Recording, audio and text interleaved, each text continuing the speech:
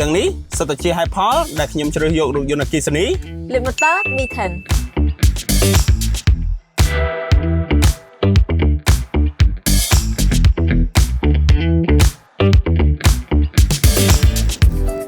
តម្លៃត្រឹមតែជាង$20000មកជាមួយនឹងឡានថ្មី ជាមួយ Global Spec និងភាសាអង់គ្លេសស្រាប់ Limited B10 31ពេញបើកបានចម្ងាយ600គីឡូម៉ែត្រ DC Fast Charge ត្រឹមតែ20នាទីសម្រាប់ការសាកពី 30% ទៅ 80% ទំហំអង្គុយ Battery Capacity 67.1 គីឡូវ៉ាត់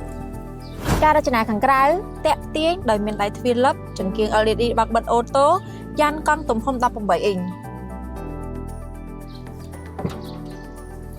ឃ្លុបក្រោយអូតូដែលអាចផ្ទុកចំណុះបានរហូតដល់420លីត្រ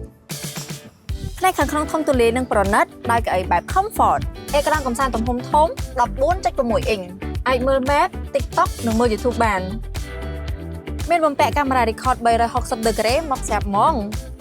សម្រាប់តួគ្រងរថយន្ត Chassis បានផលិតនៅប្រទេសអ៊ីតាលីដោយក្រុមហ៊ុន Yamaha Stellantis មានដំបូលកញ្ចក់លើ Panoramic Sunroof មានការធានារយៈពេល5ឆ្នាំពីក្រុមហ៊ុន Limited KE ផ្ទាល់ ដែលធ្វើឲ្យអតិថិជនមានទំនុកចិត្តខ្ពស់